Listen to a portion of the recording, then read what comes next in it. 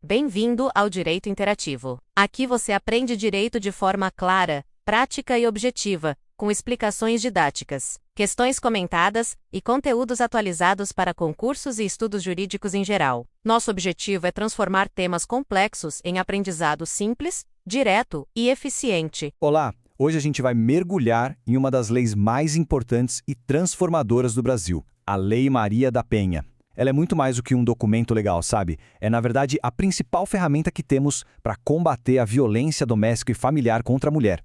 E entender como ela funciona nos mínimos detalhes não é só para quem estuda direito. É uma necessidade de todos nós. Vamos começar? Para a gente entender essa lei de cabo a rabo, nosso roteiro vai ser o seguinte. Primeiro, a gente vai conhecer a história por trás dela, a origem de tudo. Depois, vamos entrar nos conceitos da lei na parte mais técnica. Na sequência, vamos identificar as várias formas de violência que a lei combate, entender como a justiça age nesses casos e, claro, analisar a ferramenta mais poderosa de todas, as medidas protetivas. E no final, a gente amarra tudo com os pontos essenciais. Sabe, para a gente entender de verdade a força e a necessidade dessa lei, a gente precisa voltar no tempo e conhecer a história da mulher, que, com a sua luta, deu nome a tudo isso. É uma história que, infelizmente, escancarou uma falha gigantesca na justiça brasileira e que, por isso mesmo, forçou uma mudança histórica. Então a pergunta é, quem é Maria da Penha? Bom, ela é muito mais do que um nome numa lei. Maria da Penha Maia Fernandes é uma farmacêutica cearense que acabou se tornando um dos maiores símbolos da luta contra a violência doméstica. E isso depois de sobreviver a 2 tentativas de assassinato cometidas pelo próprio marido. A jornada dela por justiça foi inacreditavelmente longa e dolorosa.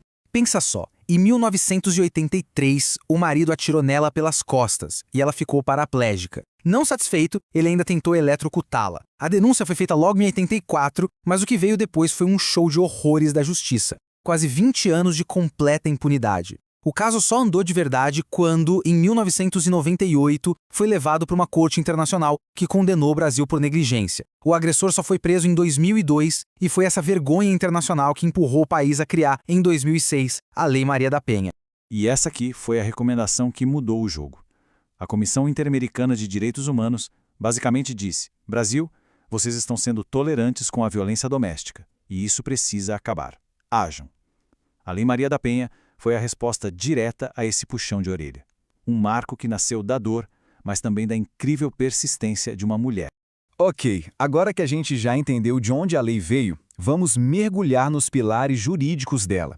É super importante saber quem a lei protege, quem pode ser considerado o agressor e em quais situações ela se aplica. Vamos desvendar essa estrutura. Então vamos lá. O ponto central aqui é o seguinte. O agressor, que o direito chama de sujeito ativo, pode ser homem ou mulher.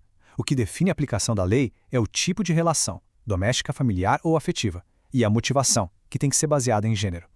Já a vítima, o sujeito passivo, é sempre uma mulher. E aqui um detalhe fundamental. Os tribunais já consolidaram o entendimento de que isso inclui mulheres cis e mulheres trans, protegendo a identidade de gênero. Agora, se liga nesse ponto que tira a dúvida de muita gente, a súmula 600 do STJ. Para quem não é da área, súmula é basicamente um resumo oficial de como um tribunal importante entende um assunto. E essa aqui diz algo vital. Para a lei valer, não precisa que o agressor e a vítima morem juntos. Ou seja, a lei protege a mulher mesmo que ela seja ex-esposa, ex-namorada. Isso é crucial porque a gente sabe que a violência muitas vezes continua ou até piora depois que a relação termina. E aqui a gente chega em um dos pontos mais revolucionários da Lei Maria da Penha. Antes dela, a violência doméstica era quase sempre resumida à agressão física, ao tapa, ao soco. A lei veio e quebrou completamente esse paradigma, porque ela reconheceu que a violência é um ciclo complexo, com várias caras diferentes. Ela define 5 formas de violência, e entender cada uma é essencial. Vamos ver uma por uma. A violência física é a mais visível, a mais óbvia.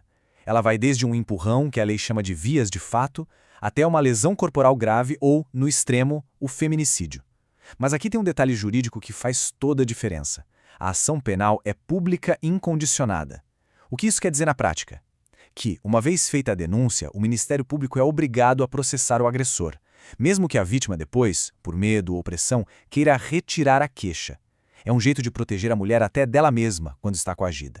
A violência psicológica é aquela silenciosa, que não deixa a marca na pele, mas que destrói por dentro. É aquela que muita gente por fora chama de briga de casal, mas a lei é clara, é crime. Ela aparece como ameaça, humilhação constante, manipulação para fazer a mulher duvidar da própria sanidade, isolamento dos amigos, da família, perseguição. O objetivo é sempre o mesmo: minar a autoestima e controlar cada passo da vítima. Violência sexual dentro de um relacionamento vai muito além do estupro. Inclui qualquer ato sexual que não seja consentido, que seja forçado. E a lei, mostrando como ela é completa, vai além. Forçar uma mulher a não usar um método contraceptivo, forçar uma gravidez, um aborto ou até mesmo um casamento, tudo isso também é considerado violência sexual pela Lei Maria da Penha. Já a violência patrimonial é uma arma de controle muito poderosa. Ela acontece quando o agressor retém, some com o dinheiro da vítima, quebra o celular dela, esconde os documentos ou destrói os instrumentos de trabalho dela. O objetivo é claro: deixar a mulher dependente financeiramente, para que ela não tenha como sair daquela relação abusiva. E para fechar os 5 tipos, temos a violência moral. Basicamente são os ataques à honra da mulher. É inventar uma mentira sobre ela, calúnia, espalhar fofoca para sujar a imagem dela, difamação, ou simplesmente xingá-la e ofender sua dignidade, injúria. E um detalhe legal importante: esses crimes, que em outras situações poderiam ser considerados mais leves, aqui são tratados com muito mais rigor, sem os benefícios da lei dos juizados especiais. Ok, a gente já viu os tipos de violência, mas e aí? O que acontece na prática quando uma mulher decide denunciar? Como o sistema tem que reagir? Vamos ver o passo a passo de como a lei é colocada em prática, começando lá na delegacia. A partir do momento que a denúncia chega na delegacia, a autoridade policial tem que agir, e agir rápido. O procedimento é claro. Primeiro, registrar a ocorrência. Segundo, ouvir a vítima e, muito importante, já pegar o pedido dela por medidas protetivas. Depois, coletar todas as provas possíveis, checar se o agressor tem arma de fogo e, o mais crucial de tudo, mandar todo esse pacote para o juiz em no máximo 48 horas. A agilidade aqui pode salvar uma vida. E esse prazo de 48 horas nos leva direto para o coração da lei, para a principal ferramenta de proteção que ela criou: as medidas protetivas de urgência. Elas são basicamente ordens judiciais dadas bem rápido para garantir a segurança imediata da mulher e dos filhos, interrompendo ou prevenindo a violência. Essencialmente, para ficar bem fácil de entender, as medidas protetivas se dividem em 2 grandes grupos, como a gente vê aqui no esquema. De um lado, estão as medidas que impõem limites e obrigações ao agressor. Do outro, aquelas que são focadas em dar amparo e proteção direta para a vítima. As medidas que obrigam o agressor são bem diretas ao ponto. O juiz pode mandar ele sair de casa, proibi-lo de chegar perto da vítima ou da família dela a uma certa distância, proibir qualquer tipo de contato, suspender o porte de armas, restringir as visitas aos filhos e até obrigá-lo a pagar uma pensão provisória.